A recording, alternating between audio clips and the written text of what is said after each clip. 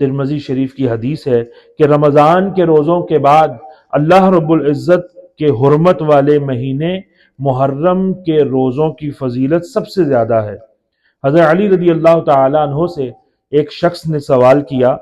کہ رمضان کے بعد ایسا کون سا مہینہ ہے جس کے روزے رکھنے کا آپ مجھے حکم ارشاد فرماتے ہیں؟ آپ نے اس سے فرمایا کہ میں نے اس کے بارے میں کسی کو سوال کرتے ہوئے نہیں سنا سوائے ایک شخص کے کہ اس نے رسول اللہ علیہ السلام سے یہی سوال کیا تھا، اور میں اس وقت آپ صلی اللہ علیہ وسلم کے پاس بیٹھا ہوا تھا۔ اس نے عرض کی، یا رسول اللہ صلی اللہ علیہ وسلم، ماہ رمضان کے روزوں کے بعد ایسا کون سا مہینہ ہے جس کے روزے رکھنے کا آپ مجھے حکم ارشاد فرماتے ہیں؟ تو آپ علیہ السلام نے ارشاد فرمایا، اگر تم رمضان کے روزے رکھنے کے بعد کسی اور مہینے کے روزے رکھنا چاہتے ہو تو ماہ محرم کے روزے رکھو، کیونکہ یہ اللہ کا مہینہ ہے۔